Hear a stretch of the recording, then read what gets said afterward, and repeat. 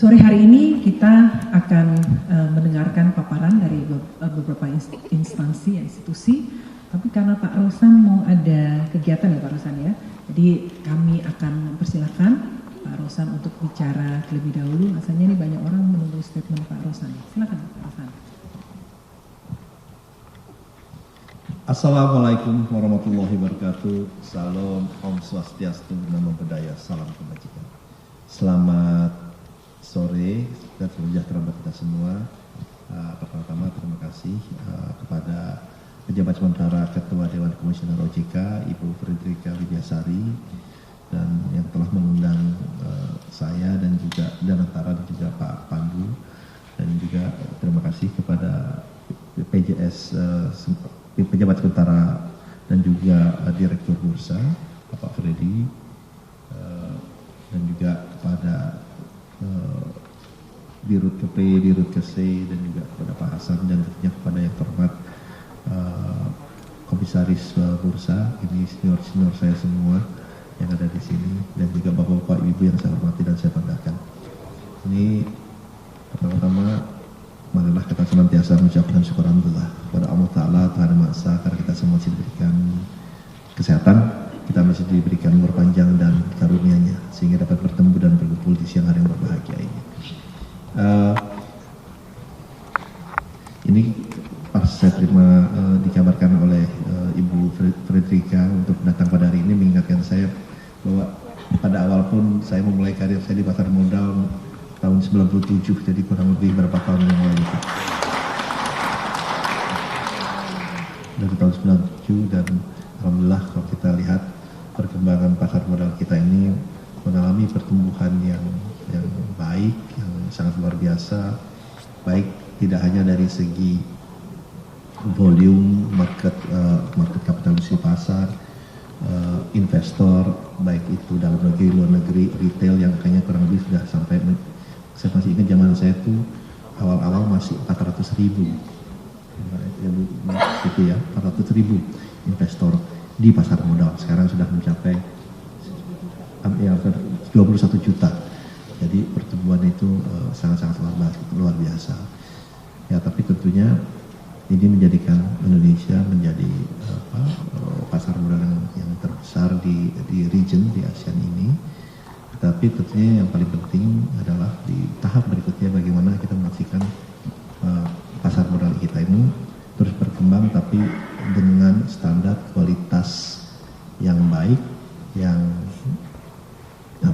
mempunyai dampak positif, yang mempunyai dampak yang asas mata yang besar, tidak hanya kepada pelaku pasar modal, tapi juga pada seluruh masyarakat Indonesia. Karena apa yang terjadi di pasar modal ini tentunya mempunyai dampak langsung dan tidak langsung terhadap perekonomian kita, terhadap baik itu para pengusaha, usaha besar, kecil, UMKM, dan tentunya terhadap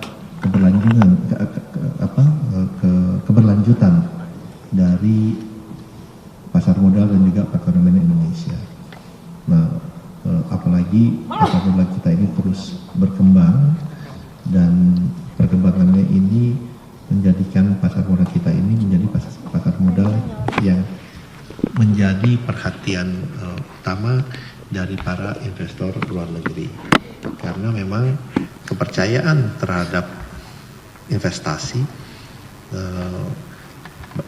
terutama FDI ya, salah satu indikator utamanya adalah kepercayaan kepada pasar modal terlebih dahulu.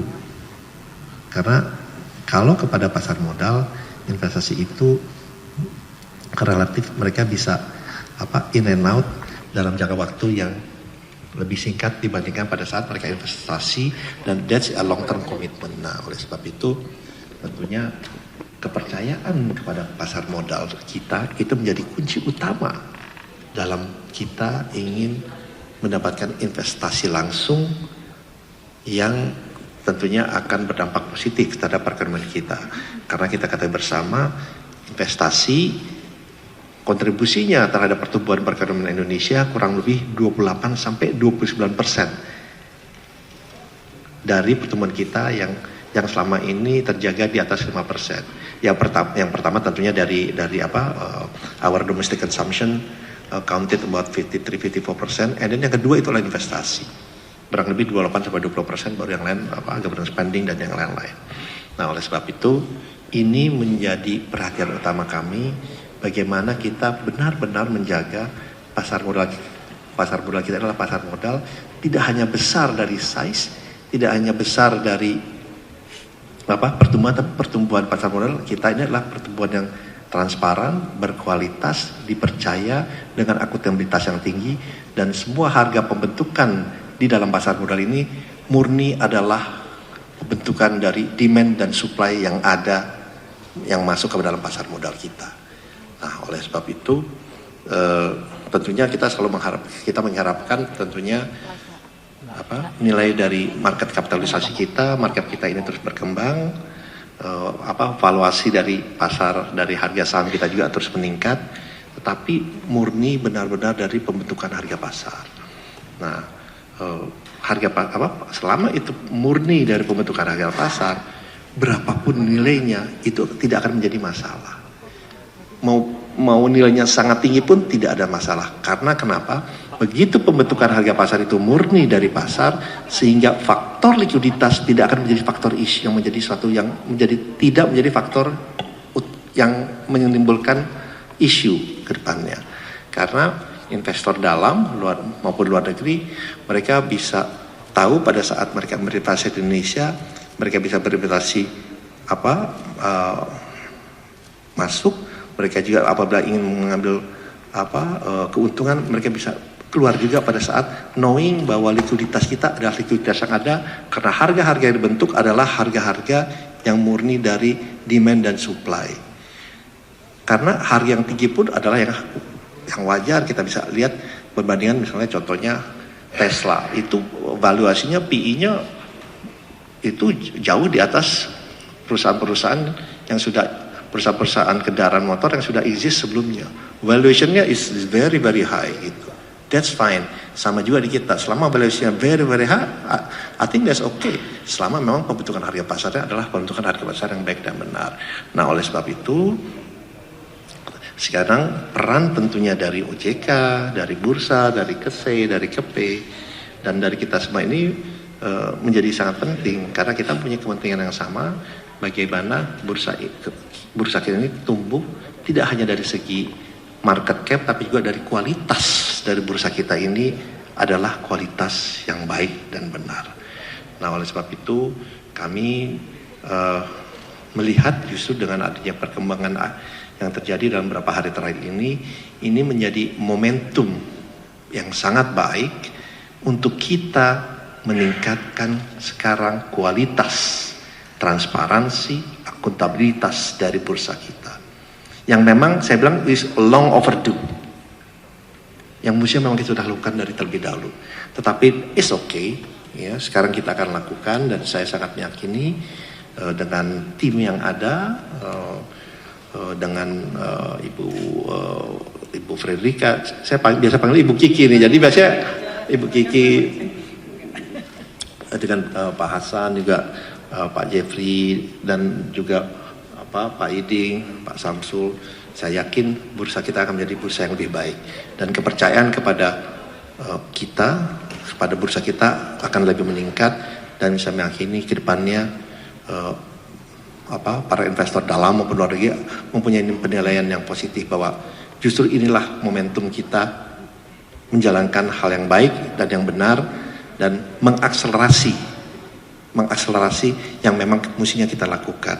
Mungkin saya tidak go into details karena nanti tentunya Ibu Kiki yang akan yang sebenarnya sudah disampaikan beberapa hal yang sangat-sangat positif, yang memang itu bukan hanya harapan dari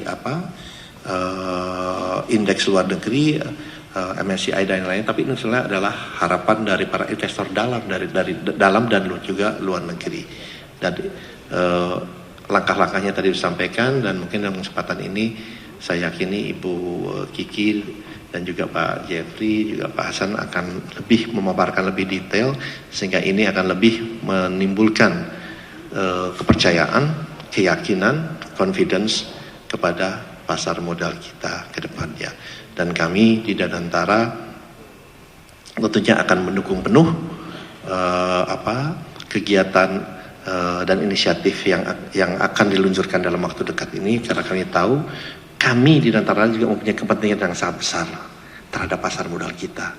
Karena di Danantara, badan usaha milik negara yang berada di bawah Danantara itu kontribusinya hampir 30% dari total market kapitalisasi di pasar modal kita.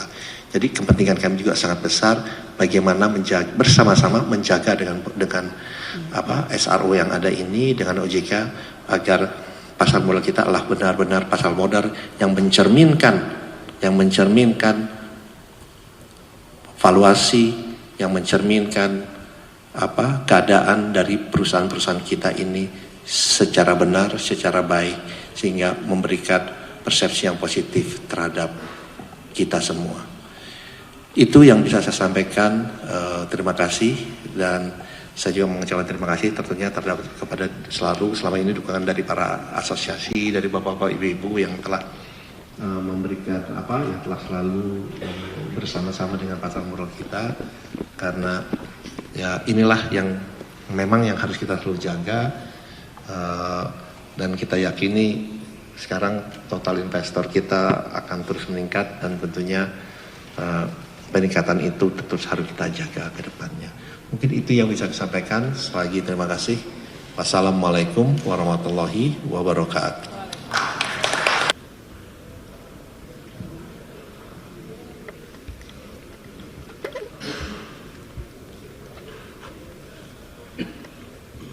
Baik, tadi Pak Rosan kan baru kasih pembukaan. Ya, padahal kita semua di sini tuh pengen dengar dari Danantara tuh apa sih Pak Pandu yang mau dilakukan terhadap apa support ya terhadap pasar modal Indonesia. Dari mulai dibentuk kan luar biasa tuh ya. Jadi waktu itu sempat diskusi sama Pak Pandu cukup dalam ya waktu itu di OJK ya Pak Pandu ya. Tapi mungkin juga harus di-share ke teman-teman semua di sini. Silakan Pak Pandu. Baik, terima kasih. Di sini kami di Danantara Investment Management kebetulan tugas kami salah satunya adalah melakukan investasi baik direct, indirect, baik di publik termasuk di private market. Salah satu juga yang kami sudah bicarakan dari awal baik dengan OJK dan Bursa bahwa kita akan menjadi active participant di pasar modal Indonesia baik di bond market dan di public equity market. Mirip dengan para investor-investor yang ada hadir di sini, kita menjadi active market participant. Jadi bisa saya lapor juga Bu Kiki, kita sudah dari akhir Desember sudah mulai berinvestasi, sudah nambah setiap hari kita investasi, termasuk di 3 hari terakhir di minggu ini kita setiap hari berinvestasi melalui manajer investasi yang sudah kami tunjuk. Jadi memang strategi awal kita 6 bulan ke depan ini kita melalui manajer investasi. Memang tidak langsung, ini kenapa? Karena kami juga ingin crowd in para pemain yang ada. Dan jumlahnya memang signifikan, tapi ya kita juga membeli arahan dari kami kepada manajer-manajer investasi yang kami tunjuk. Tolong dibeli saham yang memiliki good growth, good fundamental, good liquidity. Itu juga sangat penting, dan juga make sure it has good cash flow. Jadi saya balik kepada satu, it has to have very good liquidity, ini sangat penting. Kedua, it has to have a very good business. Dan ketiga, it has to have a very good fundamental. Ini penting karena tetap di Danantara kami harus bisa mempertanggungjawabkan investment yang akan kami lakukan. Dan ini akan terus. Minggu depan pun, Senin, Selasa, Rabu, Kamis, kami akan berinvestasi masuk ke pasar modal. Karena menurut kami, there is good value di ekonomi di Indonesia berjalan dengan baik. Tapi most important, we find very good value in a lot of the businesses yang sudah kita identifikasi untuk beli. Jadi ini penting karena memang besok kita jam 9 pagi kan udah buka pasar. We are active participant in the market, Bu Kiki. Jadi mungkin untuk tahun ini bisa dibilang dari pendanaan Danantara setengah akan masuk ke public market, di mana sebagian besar tentu akan di Indonesia karena kami bisa invest di luar juga Pak Bu, tapi kita akan melihat Indonesia, keberpihakan kepada Indonesia. Tapi saya ulangi lagi, kita akan melalui manajer investasi yang ada, kita juga akan ada arahan bahwa kita ingin masuk ke saham-saham yang tadi saya bilang tadi, good liquidity, good fundamental, and good value. Itu juga penting. Jadi ini mungkin satu aja yang bisa saya sampaikan dari sisi Danantara, karena kami sudah mulai aktif dari akhir Desember tahun lalu di pasar modal Indonesia. Terima kasih Bu Kiki. Terima kasih Pak Pandu. Tepuk tangan buat Pak Pandu. Baik. Berikutnya saya akan menyampaikan beberapa hal dari OJK. Hari ini saya hadir bersama Pak Hasan Fauzi. Mungkin teman-teman media, pastinya teman-teman media mengikuti ya bahwa pada hari Jumat lalu Pak Ketua OJK Bapak Mahendra Siregar, Bapak Wakil Ketua Dewan Komisioner OJK Pak Mirsa Aditya Suara, dan Kepala Eksekutif Trans Pasar Modal Derivatif dan Bursa Karbon Pak Irhano Jayadi mengundurkan diri sebagai bentuk tanggung jawab moral beliau bertiga, dan kami sangat menghormati dan mengapresiasi keputusan yang beliau bertiga ambil.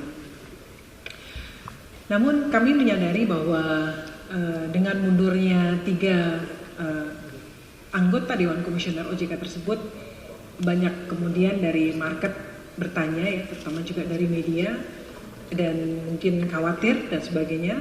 Tapi pada kesempatan yang sangat baik ini saya menyampaikan bahwa tidak sampai 24 jam sudah ada pejabat sementara untuk ketua, yaitu saya, dan juga merangkap sebagai wakil ketua, dan juga Pak Hasan Fauzi dalam mekanisme sesuai dengan Undang-Undang Nomor 21 Tahun 2011 dan dikuatkan di Undang-Undang Pengembangan dan Penguatan Sektor Jasa Keuangan Nomor 4 Tahun 2023. Pak Hasan ditunjuk sebagai pejabat sementara untuk Kepala Eksekutif, Pengawas Pasar Modal, Derivatif, dan Bursa Karbon. Jadi tidak ada kekosongan kepemimpinan lebih dari 24 jam. Itu yang ingin saya sampaikan, sehingga kita memastikan bahwa seluruh tugas pokok fungsi dari OJK berjalan dengan baik ya. Dan Sabtu Minggu ini kami masuk ya untuk bisa melakukan hal-hal yang dirasa perlu untuk meningkatkan confidence market dan sebagainya. Kita lakukan Sabtu Minggu ini, saya dan Pak Hasan nggak istirahat sama sekali untuk melakukan hal-hal yang diperlukan ya. Mungkin bertanya-tanya kenapa saya, kenapa Pak Hasan gitu ya? Karena kalau kita melihat kan kemarin isunya undurnya rekan kami bertiga karena ada di market hari Kamis dan Jumat, sehingga akhirnya saya dan Pak Hasan yang kemudian di rapat anggota Dewan Komisioner sepakat untuk menunjuk saya sebagai pejabat sementara ketua dan waka, dan Pak Hasan sebagai pejabat sementara KIPMDK. Karena kebetulan pasar modal ini sudah rumah kami berdua ya Pak Hasan ya. Juga Bapak Ibu nih sahabat-sahabat saya yang lebih dari 20 tahun nih, dari saya bisa bilang wajah Bapak Ibu nggak berubah loh teman-teman saya ini ya. Kita menua bersama ini ya. Jadi senang sekali saya ketemu lagi, tapi mungkin dalam suasana yang kita semua harus sama-sama seriusi ya untuk bisa bagaimana kita bersama-sama meningkatkan integritas pasar modal, melakukan reformasi integritas di sektor pasar modal yang kita cintai bersama. Saya mungkin sejak lulus kuliah ya langsung kerja di Bursa Efek Indonesia. Pak Hasan juga lulus kuliah langsung kerja di KP ya Pak ya. Waktu itu masih di KDEI, akhirnya pecah jadi KSI, dan KSI lama banget ya berarti ya. Dan kemudian alhamdulillah saya juga kemudian pernah jadi direktur utama di KSI juga, dan pernah jadi seperti Bapak Ibu direktur utama di perusahaan sekuritas ya. Jadi karena itu kita nggak bisa mengelak ya Pak Hasan ya. Akhirnya diminta untuk pejabat sementara, dan insya Allah tidak usah khawatir Bapak Ibu ya. Kita sama-sama lah kita memahami permasalahannya, dan kita sama-sama mencari jalan keluar untuk bisa bersama-sama meningkatkan atau melakukan reformasi integritas di sektor pasar modal. Bapak Ibu, saudara-saudaraku yang kami hormati dan banggakan, OJK bersama dengan Self Regulatory Organization, bersama dengan Bursa Efek Indonesia, Clearing Penjaminan Efek Indonesia, dan Kustodian Sentral Efek Indonesia, kita menyampaikan komitmen untuk melakukan bold and ambitious reforms di pasar modal Indonesia. Sesuai dengan best practices dan juga tentu saja memenuhi ekspektasi dari global index provider. Kami di sini menyiapkan 8 rencana aksi ya untuk percepatan reformasi integritas di pasar modal Indonesia. Mungkin bisa ditayangkan. OJK berkomitmen bersama dengan pemerintah dan stakeholder berkomitmen untuk terus memperkuat reformasi struktural pasar modal Indonesia. Kami berharap pasar modal Indonesia ya semakin kredibel dan investable sehingga memberikan dukungan optimal bagi pertumbuhan ekonomi Indonesia. 8 rencana aksi yang kita susun ya, ini ada kita kelompokkan menjadi 4 cluster gitu ya. Yang pertama adalah untuk kebijakan baru free float. Kemudian yang kedua adalah untuk transparansi. Kemudian cluster tata kelola dan juga enforcement dan juga sinergitas. Rencana aksi yang pertama ini menjadi diskusi kita beberapa waktu ini, sangat hangat diskusinya, bahwa OJK dan SRO akan menaikkan batas minimum free float emiten menjadi sebesar 15%, ya, meningkat dari ketentuan yang saat ini 7,5%. Pasti teman-teman dari asosiasi broker dan lain emiten terutama juga mempertanyakan berapa lama gitu ya. Nah, kita tentu saja kita ada stagesnya. Nanti mungkin secara lebih spesifik dapat disampaikan lebih lanjut. Dan kemudian untuk perusahaan yang IPO baru ya bisa kita tetapkan langsung 15% ya. Karena kalau sudah lama ya butuh waktu, tapi kalau yang baru kita nanti akan tetapkan 15%. Hal ini dimaksudkan agar ketentuan free float di Indonesia selaras dengan standar global.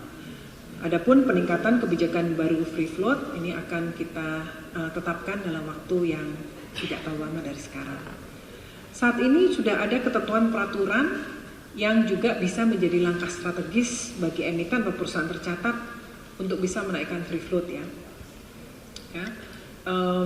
Misalnya bagi emiten atau perusahaan tercatat dapat melakukan aksi korporasi, bisa melakukan right issue, HMETD, non HMETD dan juga melakukan ESOP dan MSOP. Ini banyak sekali menjadi pertanyaan, jadi ini langsung kita jawab di sini. Kemudian bagi pemegang saham emiten atau perusahaan tercatat juga bisa mendukung peningkatan free float melalui tindakan berupa penawaran umum oleh pemegang saham, divestasi oleh pemegang saham, dan konversi dari kepemilikan dalam bentuk scrip ke scripless atau nanti dematerialisasi. Dalam kebijakan baru free float tersebut berlaku untuk emiten yang melakukan IPO, sedangkan tadi ya bagi emiten yang existing akan diberikan masa transisi. Jadi Bapak Ibu juga ini juga banyak menjadi pertanyaan. Jadi tidak serta-merta kami akan memberikan masa transisi dengan stages tertentu. Kemudian bersama dengan pemerintah ya, OJK dan SRO akan melakukan penguatan peran investor institusi domestik serta perluasan basis investor baik domestik maupun asing. Karena sebagaimana kita ketahui bersama kemarin pemerintah ya kita kemarin ya baru melakukan press conference juga bersama Pak Menko, Pak Rosan juga, Pak Menkyu, kemudian dari Danantara, dari ya Pak Mensesnek itu juga hadir, itu menyampaikan komitmen bersama dukungan terhadap industri pasar modal dengan memperbarui ya berbagai limit ya seperti di asuransi dan dana pensiun yang dimiliki oleh pemerintah untuk bisa berinvestasi di pasar saham, tentu saja sesuai dengan praktik manajemen risiko yang baik dan tata kelola yang baik. Termasuk komitmen Pak Pandu ya, langsung ya. Makanya kita undang Pak Pandu hari ini. Ini sesuai wishlist kan. Kemudian yang berikutnya nih, kategori yang kedua, transparansi. Ini juga sesuatu yang menjadi diskusi atau menjadi concern lah lebih tepat ya. Pak Pandu juga berapa kali menyampaikan ini ya Pak Pandu ya. transparansi atas ultimate beneficial ownership atau UBO, kita biasanya nyebutnya UBO, di mana kita akan terus mendorong penguatan transparansi UBO ini dan penguatan keterbukaan afiliasi pemegang saham. Dengan langkah-langkah yang kita ambil tersebut, ya, harapannya akan meningkatkan kredibilitas dan juga investability atau daya tarik investasi melalui pengaturan yang tegas berdasarkan best practice internasional. Kemudian yang ketiga adalah terkait penguatan data kepemilikan saham. Ini kita lihat, OJK akan memerintahkan KSEI untuk melakukan penguatan data kepemilikan saham sehingga lebih granular dan juga tentu saja reliable. Antara lain dengan mendetailkan klasifikasi subtipe atau investor dengan mengacu pada best practices global. Ini tentu saja juga sesuai dengan ekspektasi yang disampaikan oleh MSCI kepada kita. Kami sudah berdiskusi juga dengan Pak Samsul ya di KSEI beserta seluruh jajaran, dengan Pak Jeffrey dan juga teman-teman SRO semua, bahwa ini akan dilakukan dalam waktu dekat. Gitu. Kemudian penguatan ketentuan disclosure pemegang saham emiten dan perusahaan tercatat. Selanjutnya atas data tersebut KSEI akan menyampaikan kepada bursa untuk dilakukan publikasi melalui website Bursa Efek Indonesia. Kemudian yang berikutnya kategori tata kelola dan investment, mungkin slide lagi. Ada 3 rencana aksi. Yang pertama adalah ini rencana aksi keempat ya kita sebutnya demutualisasi Bursa Efek Indonesia. Ini sesuai dengan amanat undang-undang, di mana kita juga berkomitmen untuk melanjutkan demutualisasi Bursa Efek dalam rangka peningkatan governansi dan juga mengurangi konflik kepentingan. Di dalam Undang-Undang P2SK disebut bahwa dibuka agar supaya pihak lain ya selain perantara pedagang efek bisa menjadi pemegang saham Bursa Efek dalam rangka penguatan governansi dan juga mitigasi. Mitigasinya misalnya benturan-benturan kepentingan tadi, serta peningkatan independensi, transparansi, dan tentu saja efisiensi pelaksanaan kegiatan di Bursa Efek. OJK akan terus melakukan pembahasan bersama dengan pemerintah dalam hal ini Kementerian Keuangan maupun dengan Bursa Efek Indonesia itu sendiri tentunya dalam rangka persiapan implementasi demutualisasi Bursa Efek Indonesia. Kemudian yang kelima, rencana aksi yang kelima, penegakan peraturan dan sanksi atau enforcement. Ini juga terus kita sampaikan dengan tegas bahwa kita akan melakukan penguatan enforcement atas berbagai pelanggaran hukum di pasar modal secara tegas dan berkelanjutan. Contoh yang utama yang akan kita lakukan enforcement penguatan adalah manipulasi transaksi saham, atau bahasa istilahnya tuh teman-teman wartawan suka pakai goreng-menggoreng gitu ya, dan juga informasi yang menyesatkan. Ini kasihan terutama untuk investor-investor retail kalau ada orang yang suka memberikan informasi menyesatkan, ini juga ada pasal-pasal yang kita gunakan untuk enforcement. Kemudian rencana aksi yang keenam adalah penguatan tata kelola emiten. Ini juga sangat penting, antara lain kita akan mewajibkan pendidikan berkelanjutan bagi direksi, komisaris, komite audit di emiten, dan kewajiban bagi penyusun laporan keuangan emiten itu harus punya sertifikasi CA atau Certified Accountant. Kemudian untuk yang sinergitas di rencana aksi ketujuh yaitu pendalaman pasar secara terintegrasi, di mana OJK dan seluruh stakeholder saja yang terkait terus mengakselerasi inisiatif-inisiatif pendalaman pasar. Ini juga penting ya Pak Pandu ya, kita banyak diskusi tentang market deepening ini, baik dari sisi demand, supply, permintaan, penawaran, juga terutama juga yang penting dari sisi infrastruktur di pasar modal itu sendiri. Ini supaya apa? Untuk memperkuat peran pasar modal sebagai sumber pembiayaan jangka panjang. Pendalaman ini kita lakukan secara terintegrasi melalui sinergi bersama seluruh stakeholder, terutama kita punya forum ya untuk forum pendalaman pasar dengan Kementerian Keuangan, dengan Bank Indonesia dan pihak-pihak lainnya.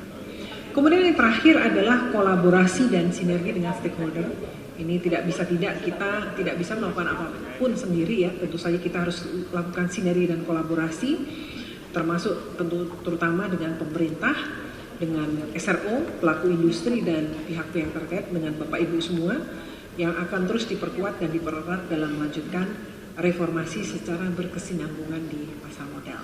Itu adalah 8 aksi yang kita komit, OJK komit untuk melakukan 8 langkah strategis reformasi struktural, reformasi integritas di sektor pasar modal Indonesia.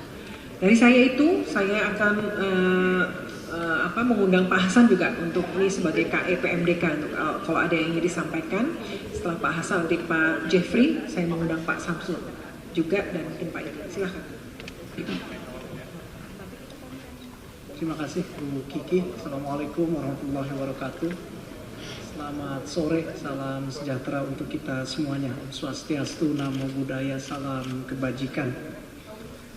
Bu Kiki yang kami hormati, Pak Pandu, Pak Jeffrey, Pak Samsul, dan Pak Iding, serta seluruh komisaris utama SRO, Bu Nurhaida, Pak Fuad, Pak Husen, dan tentu saja Bapak Ibu hadirin sekalian yang merupakan unsur pelaku usaha di pasar modal Indonesia. Bu Kiki, sebelum melanjutkan saya ingin menyempatkan apresiasi dan berterima kasih dahulu atas kehadiran Bapak Ibu sekalian. Kalau tidak salah ini adalah hari Minggu, hari yang seharusnya Bapak Ibu tidak mendapatkan undangan kami untuk hadir di lantai bursa pada sore hari ini. Tentu kehadiran Bapak Ibu tentu yang membersamai kami yang hadir pada sore hari ini, selain menunjukkan komitmen dan keinginan dan upaya bersama kita untuk terus menghadirkan perbaikan penyempurnaan di bursa dan pasar modal kita, tentu karena ini hari yang berbeda dari hari biasanya, kita juga memaknai sebagai adanya urgensi dan keinginan kuat kita untuk menghadirkan penyegeraan atau percepatan atas solusi terhadap isu-isu terkini yang kita hadapi belakangan ini. Tidak ada substansi yang perlu saya tambahkan. Saya kira Ibu Ketua kami, Bu Kiki, sudah lengkap menyampaikan selain perkembangan kelembagaan di OJK, menanggapi dinamika perkembangan terakhir. Tadi kami sudah bersepakat di OJK bersama SRO dan hari ini kami perdengarkan kepada seluruh pelaku usaha di pasar modal kita untuk sama-sama melanjutkan keinginan kuat dan agenda besar panjang kita untuk menghadirkan integritas sesungguhnya di pasar modal Indonesia. Untuk memudahkan dalam jangka waktu yang tidak lama ini kita rangkum dalam 8 rencana aksi percepatan reformasi integritas pasar modal Indonesia. Namun kami pastikan dalam pelaksanaannya kita akan mengukur dampaknya satu persatu dan kemudian kami akan mendengar seluas-luasnya apa yang dibutuhkan oleh pelaku pasar dan industri pasar modal kita agar kita sama-sama melakukan ini secara aman dan tentu pada saat persiapan maupun terutama implementasi pelaksanaannya nanti betul-betul tidak memberikan dampak negatif kepada pelaksanaan kegiatan di pasar modal kita. Tentu harapannya melalui keseluruhan langkah-langkah percepatan reformasi ini yang kita canangkan akan dilakukan secara terukur, transparan dan harus kita lakukan konsisten. Ya, integritas ini tidak cukup kita lakukan hanya di 1 tahun pertama misalnya, kemudian kita mengabaikan di kesempatan berikutnya. Ini harus kita lakukan konsisten. Kami tentu di OJK menegaskan bahwa stabilitas sistem keuangan dan juga pemulihan ekonomi nasional berada pada jalur yang kita harapkan kuat, kredibel, dan dapat dipercaya. OJK tentu akan terus hadir, akan bekerja bersama Bapak Ibu sekalian, dan terus bertindak secara nyata untuk menjaga kepercayaan publik dan tentu juga melindungi para investor di pasar modal kita dan tentu memastikan pasar modal kita dan seluruh pasar keuangan Indonesia akan tumbuh sehat, berintegritas, berdaya saing global, dan juga berkelanjutan. Kami tentu juga menegaskan bersama SRO komitmen penuh untuk menjaga terus aspek-aspek ini, stabilitas, integritas, dan kredibilitas keseluruhan proses dan mekanisme di pasar modal nasional.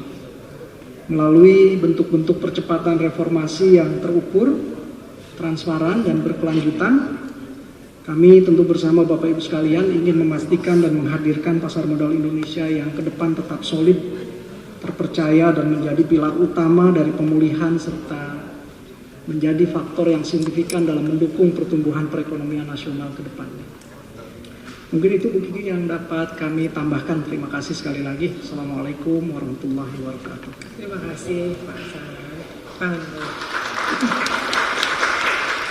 Silakan Pak Jeffrey. Assalamualaikum warahmatullahi wabarakatuh. Selamat sore, salam sejahtera bagi kita semua. Yang kami hormati Bu Kiki, Pak Hasan, Pak Pandu, Pak Samsul, Pak Iding, Bapak Ibu para komisaris utama, SRO, Bapak Ibu pelaku, rekan-rekan media yang saya hormati. Dari SRO atau Bursa Efek Indonesia, pertama yang ingin kami sampaikan adalah bahwa operasional Bursa Efek Indonesia, baik kesiapan sistem perdagangan, pelayanan kepada seluruh stakeholders, maupun proses pengambilan keputusan berjalan secara normal tanpa ada gangguan apapun.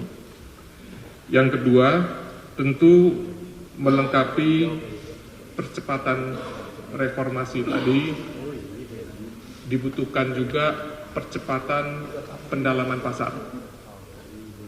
Dalam konteks pendalaman pasar dari sisi demand, khususnya bagaimana mendatangkan lebih banyak investor global.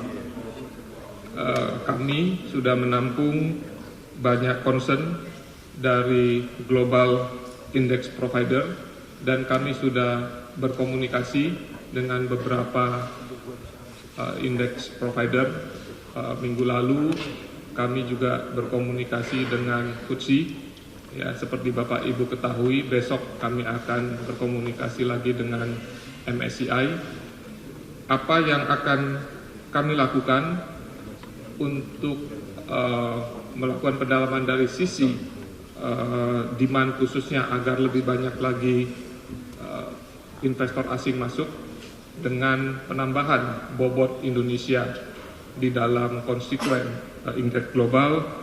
Antara lain adalah tadi juga sudah disampaikan, kami SRO akan meningkatkan disclosure, melengkapi disclosure yang sudah kami sampaikan kepada publik melalui website Bursa Efek Indonesia di awal Januari kemarin. Kami akan meningkatkan lagi disclosure data kepemilikan saham secara lebih granular, termasuk untuk data kepemilikan saham atau shareholders name di bawah 5%. Sehingga akan setara dengan bursa-bursa global lainnya. Kami akan melaksanakan ini di awal Februari 2026 ini. Kemudian Bursa Efek Indonesia bersama dengan KSEI juga akan meningkatkan klasifikasi tipe investor dengan lebih detail, sehingga clarity atas investor yang bertransaksi di pasar modal Indonesia akan lebih jelas dan komprehensif.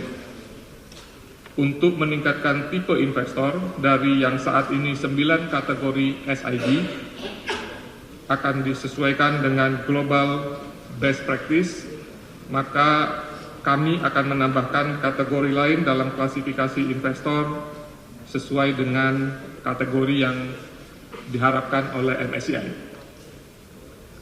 Ini mencakup klasifikasi seperti SPF, PE, Investment Advisor, Discretionary Fund, dan lain-lain.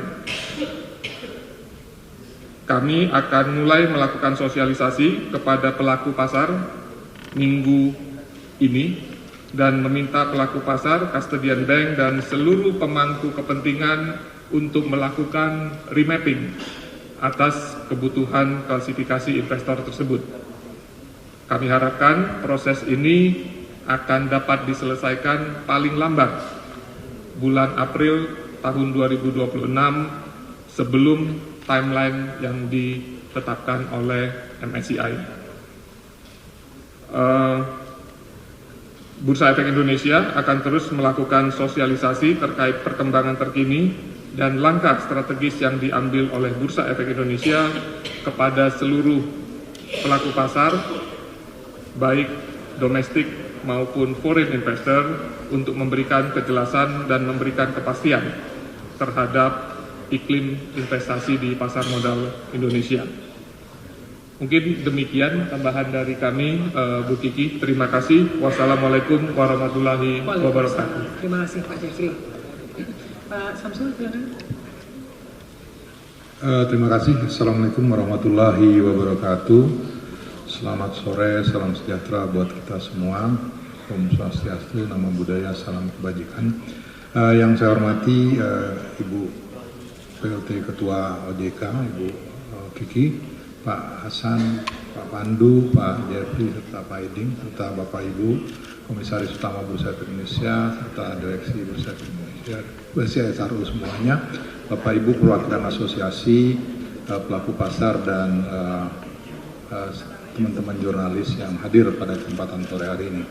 Dari KSI tentunya kami terus terang akan mendukung sepenuhnya komitmen Otoritas Jasa Keuangan dalam hal ini untuk percepatan rencana aksi, percepatan reformasi integritas pasar modal Indonesia, dan sebagian besar tadi secara detail juga sudah dijelaskan oleh Bu Kiki serta Pak Jeffrey. Hanya pada kesempatan ini saya sedikit aja ingin menambahkan bahwa KSI siap mendukung setiap program yang akan dilakukan terkait dengan disklosur dan transparansi untuk pasar modal Indonesia. Dan juga kami akan melakukan percepatan untuk penyediaan sistem terutama, dan sebelum sistem dibuat kami akan melakukannya dengan secara manual.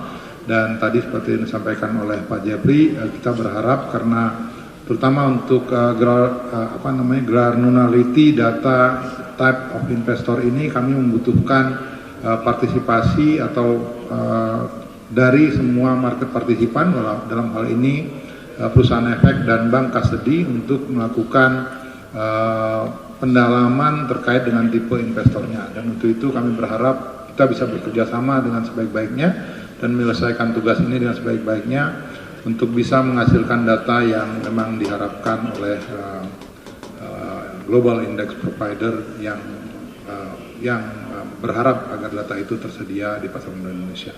Saya kira itu saja dari saya. Terima kasih. Wabillahi taufiq wal hidayah. Wassalamualaikum warahmatullahi wabarakatuh. Waalaikumsalam. Terima kasih Pak Samsul. Lanjut Pak ini.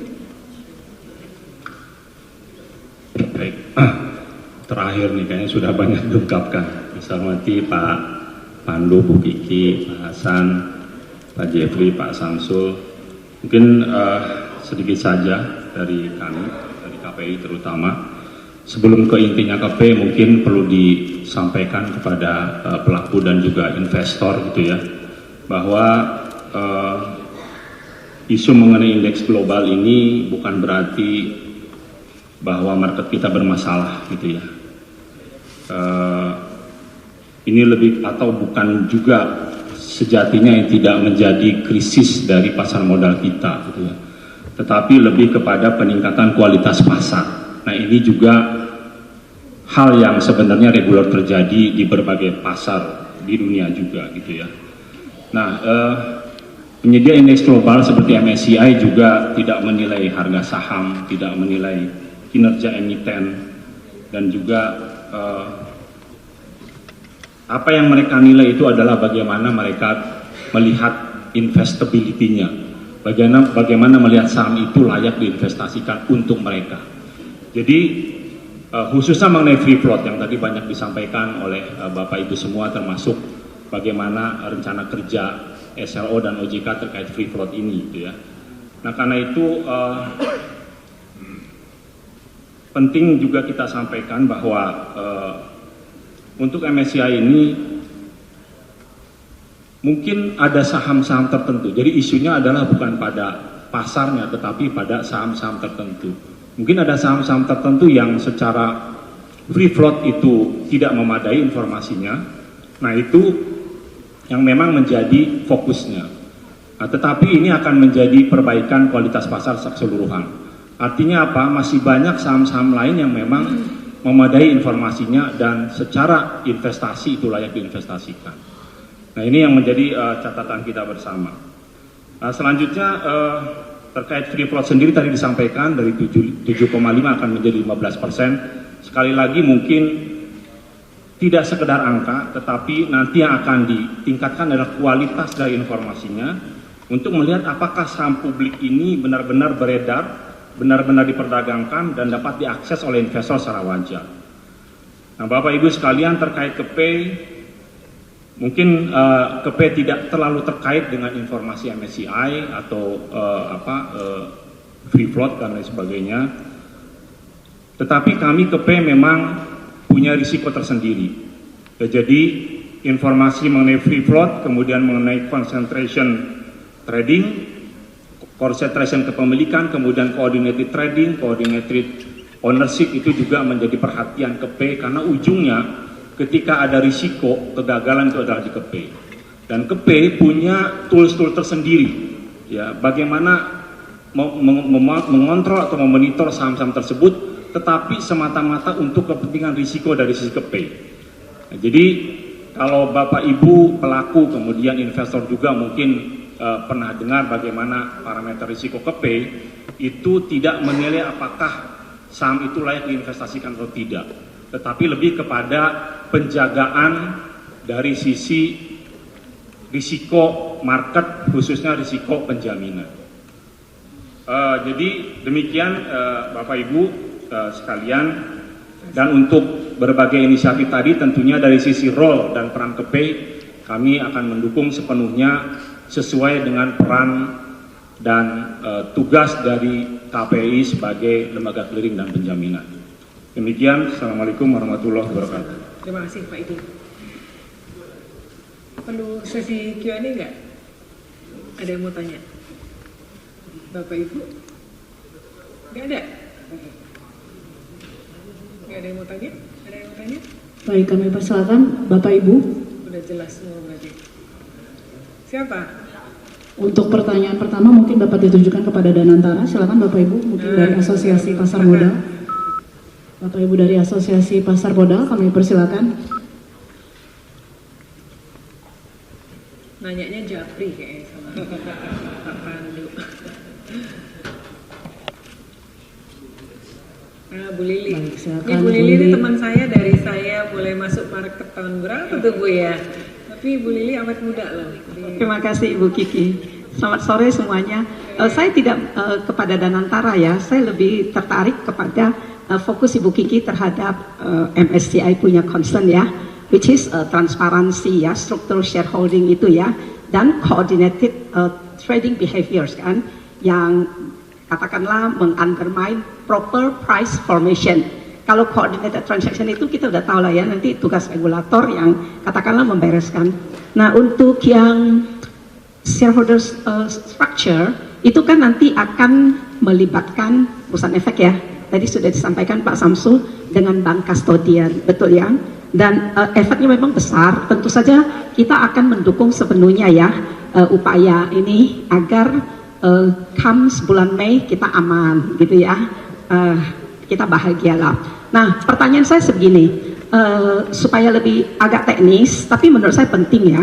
Di KSE kan sekarang kategori investornya itu 9 ya, betul, ada individual, ada corporate, ada others dan sebagainya, pokoknya 9 lah, pension fund etc. Yang MSCI punya komentar actually waktu dia consultation paper itu September 2025 kan lebih tanya, gimana ya kalau saya coret corporate and others, betul? Opsi 1 corporate and others dicoret, satu lagi corporate aja dengan simulasinya. Nah, waktu itu API sudah kasih komentar ya, kamu jangan dong coret begitu saja, karena di dalam corporate dan others itu tentu saja ada juga yang less than 5%, betul ya? Jadi tadi saya agak bingung mendengar bahwa akan ada kategori baru. Tidakkah yang diminta itu lebih bagaimana memecah di corporate and others itu, mana yang di bawah 5%, yang public shares, dengan yang 5 dan 5 ke atas. Itu pemahaman kami. Jadi mohon pencerahan. Terima kasih. Baik, terima kasih Bu Lili. Mohon izin Ibu kita tampung dulu pertanyaannya. Dan untuk pertanyaan berikutnya, kami berikan kesempatan kepada rekan-rekan media terlebih dahulu. Mungkin ada pertanyaan kepada OJK. Oke, selamat sore Bu Kiki dan Bapak-Bapak semua. Saya Anggi dari IDX Channel, izin bertanya Bu, mungkin bagaimana langkah-langkah OJK meningkatkan kualitas transparansi data kepemilikan dan klasifikasi investor yang menjadi konser MSCI besok, seperti itu. Terima kasih. Baik Bapak Ibu, satu pertanyaan lagi kami berikan kesempatan kembali kepada Asosiasi Pasar Modal, Bapak Ibu. Mohon izin Bapak Ibu berkenan untuk pertanyaannya kepada Danantara.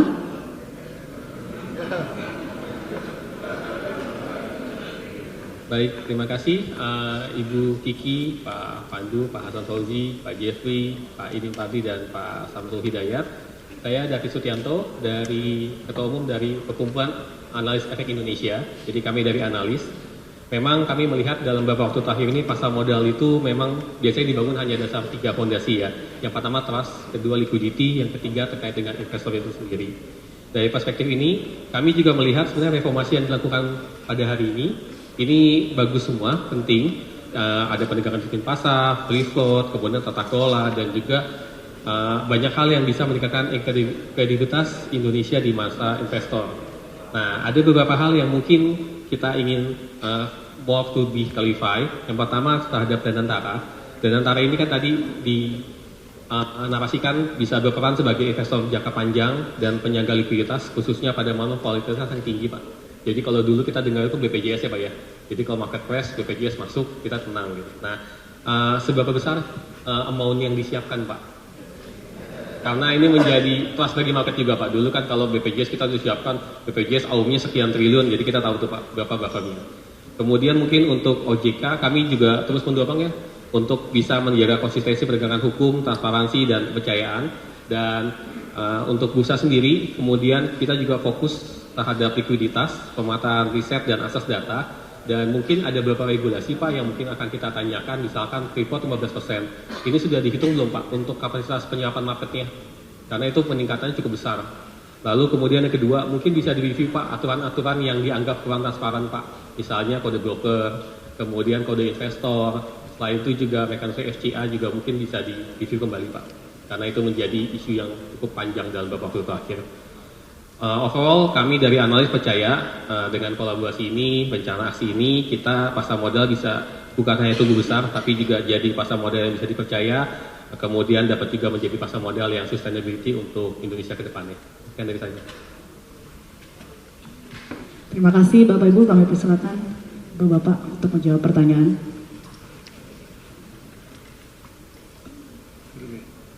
Terima kasih Bu Lili atas supportnya ya API dalam hal ini, karena memang ini butuh partisipasi dari bank custody dan juga perusahaan efek, dan rencananya memang kita akan akselerasi Bu, mudah-mudahan kita bisa kerja sama-sama karena ini adalah penyempurnaan dari Indonesia adalah salah satu negara yang sudah support disclosure dan transparansi sejak awal, karena mungkin juga kita nggak banyak negara yang sudah menerapkan SID di dunia ini. Jadi kita ini sebenarnya negara yang sudah sangat patuh. Hanya saja memang waktu kita mendesain SID, kita juga berdiskusi dengan the whole financial service Indonesia termasuk Bank Indonesia, sehingga type of investor itu adalah hanya 9, which is itu corporate, securities company, investment bank, student dan foundation serta others. Nah benar Bu Lili bahwa waktu itu yang mereka minta consultation paper dari mereka adalah bahwa the whole type of CP and others will be exclude from the free float calculation. Itu impact-nya luar biasa dan kita merasa bahwa kalau itu dilakukan tentunya free float di pasar modal Indonesia akan berantakan lah gitu. Nah kemudian ada diskusi-diskusi bahwa jangan dilakukan itu karena di dalamnya itu ada under 5% shareholder yang juga banyak sekali. Nah kemudian diskusinya berkembang lagi bahwa mereka minta disediakan yang 5% ke bawah tuh berapa, yang di atas 5% berapa, kemudian dibagi lagi foreign and lokal, dan untuk yang itu tahap pertama sudah dipublish di web Bursa Efek Indonesia pada tanggal 2 Januari 2025. That's pembicaraannya Bu, bahwa itu tahap pertama. Nah tahap berikutnya adalah kita melakukan granularity ya, arti pemecahan lagi atas 9 tipe tersebut. Nah dari 9 tipe yang ada ini untuk corporate and others itu akan ada pemecahan sampai 15 tipe lagi. Jadi nanti others ada 15 tipe, tapi tidak merubah SID. SID-nya tetap akan ada field tambahan, which is itu corporate sifatnya apa. Kemudian others, ini others-nya apa. Jadi adalah sub dari tipe investor yang sudah ada di SID. Karena kalau kita rubah SID-nya tentunya akan membutuhkan waktu yang sangat lama sekali. Nah saya kira tugas dari BK dan perusahaan efek nantinya adalah menambahkan satu field saja. Kalau dia CP di SID, CP-nya apa? Kalau dia ada 15 tambahan CP di situ ya. Kemudian kalau dia ada, itu saya kira yang akan kita lakukan bersama. Dan intinya ini sudah berprogres sebenarnya, dan kita tidak menunggu sistem lagi karena kita akan buat manual saja. Nantinya sistem manual ini langsung kita masukkan, manual ini akan masukkan ke sistem setelah sistemnya sudah jadi. Saya kira itu Bu Lili yang akan kita lakukan terkait ini. Terima kasih. Silakan Ibu untuk. Sebelum ke Anggi ya, saya nambahin Bu Lili tadi ya Bu Lili, terkait dengan konsultatif paper dari MSCI. Kita udah sangat intensif membahas itu. Masuk dari pagi Bu kita dari diskusi sama CRO, dan langkah-langkahnya tadi semua sudah disampaikan oleh Pak Samsul, dan kita sudah minta untuk lainnya ya, maksudnya nanti akan dikomunikasikan dengan Bapak Ibu juga semua. Itu, dan saya jawab dari pertanyaan Mbak Anggi ya. Mbak Anggi, terima kasih yang punya rumah di sini ya. Mbak, tadi kita sampaikan ya bahwa kita rencana aksi tadi Mbak, yang 8 rencana aksi itu sebenarnya juga satu upaya kita juga untuk mengadres concern-concern dari MSCI tadi yang Mbak Anggi sampaikan. Itu adalah untuk bagaimana dari detail rencana aksi itu dari 8 tadi ya, untuk klaster terutama integritas dan lain-lain ya, itu bagaimana kita nanti melalui 8 rencana aksi transformasi, reformasi integritas di pasar modal Indonesia, kita sudah minta kepada SRO ya, baik di bursa maupun di KSEI tadi seperti yang disampaikan oleh Pak Samsul juga, kepada Pak Jeffrey dan kawan-kawan bagaimana juga meningkatkan batas free float tadi Mbak Anggi menjadi 15%, dan juga bagaimana ketentuan-ketentuan juga kita akan sesuaikan sudah on progress ya. Nanti misalnya untuk peningkatan 15%, namun yang untuk IPO baru ya bisa kita langsung minta untuk 15%. Dan juga kita minta peningkatan kualitas melalui detailing klasifikasi subtipe investor tadi yang persis seperti yang dijelaskan oleh Direktur Utama KSEI. Ini harapan kita Mbak Anggi bisa memperkuat untuk transparansi, kemudian kredibilitas data dan juga data ownership ya yang ada di pasar modal Indonesia, dan juga terkait dengan free float emiten di Indonesia. Itu semua concern-concern yang kita address.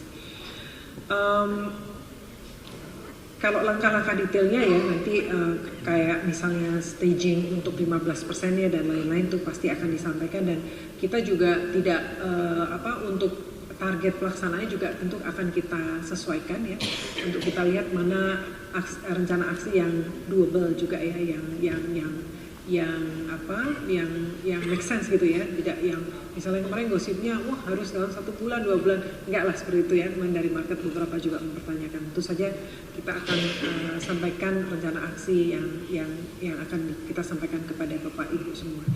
Mungkin itu kita semua targetnya mungkin di Februari Maret ini ya Pak Hasan ya, akan kita sampaikan, dan rencana aksi tadi yang sampaikan Pak Samsul bisa selesai dalam waktu dekat. Mungkin itu dari saya, terima kasih. Mohon berkenan Pak Pandu, apa ada tambahan dari Danantara Pak? Baik, jadi pertama-tama dari Danantara kami apresiasi sama seperti para investor 8 langkah yang akan dilakukan. Kalau boleh dirangkumi itu mungkin salah satu adalah bahasanya capital market reform. Dan reformasi ini bukan untuk bisa menjadi lebih baik lagi. Dan ini sangat penting karena yang the most important di pasar modal itu is about trust. And how do you gain trust. Jadi saya rasa 8 langkah ini bagian dari capital market reform yang bisa kita lakukan secara menyeluruh.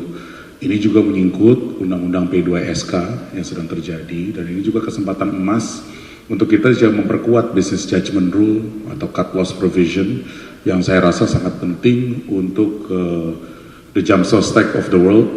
Ini sangat penting, kenapa? Karena mereka juga akan menambah likuiditas di pasar modal. Ini jadi sangat penting, karena menurut kami ini kita bagus sekali 8 langkah ini adalah langkah yang melihat ke depan, bukan melihat ke belakang.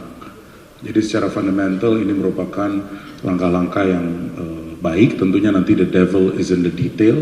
Tugas kami juga dan juga semua di asosiasi di sini dan juga para active market participant untuk kerjasama bareng, support juga regulator, support IDX, bagaimana kita bisa 8 poin ini bisa menjadi hal yang nantinya sangat baik ke depan. Dan ini bukan hanya mengingat hari Senin ataupun minggu depan. Tugas kita adalah bagaimana meningkatkan kompetitif pasar modal kita. Ini saya mungkin dongeng sedikit tambahan Bu Kiki. Ini kesempatan emas kalau lihat dari market cap to GDP is only about 60%-ish, 66%. Ini perbandingan baik dengan India ataupun di Hong Kong. Kalau Hong Kong mungkin bisa sampai 40 kali lipat karena China pun termasuk di sana. Kalau lihat di US itu paling tidak 2-3 kali lipat dari GDP. Jadi sebenarnya potensi pasar modal Indonesia minimum bisa double dari hari ini. Kalau melihat the deepening of capital market, dan itu adalah push yang kita ingin lakukan. Kami di Danantara sebagai market participant melihat this is where the upside is. Bukan saja nanti dari perusahaan-perusahaan yang ada di dalam Danantara untuk masuk sebagai salah satu saham-saham baru IPO, tapi big IPO. Yang keduanya tentu kami juga untuk membeli ikut, dan di sini kami melewati MI untuk tahun ini. Ya, kita akan menambah terus posisi kami. Ya, tentu kalau saya ngomong size, nanti Anda akan signaling. Saya juga nggak mau melakukan itu, karena semuanya di sini Bu Kiki ini very smart. Pemain-pemain di depan ini pinter-pinter semua. Jadi saya menjago matematika semua. Tapi yang paling penting, we're here, we're investing setiap hari, karena we think market Indonesia itu sangat atraktif. Itu yang paling penting. Dan yang langkah regulator lakukan ini bagian dari reformasi pasar modal ini, langkah awal yang tepat. Dan sekarang the devil is in the detail. Tugas kami pun kebetulan adalah karena di atas ini ya, yuk kita bareng-bareng bikin lebih baik lagi pasar modal. Dan kebetulan lapor juga Bu Kiki, saya juga 3 tahun jadi komisaris di pasar modal di Indonesia, di senior-senior saya di depan. Jadi ini juga rumah buat saya pribadi. Saya ingin pasar modal kita menjadi globally competitive. Terima kasih Bu Kiki. Baik, terima kasih Bapak Ibu. Bapak Ibu, mari kita berikan tepuk tangan untuk para narasumber kita pada sore hari ini.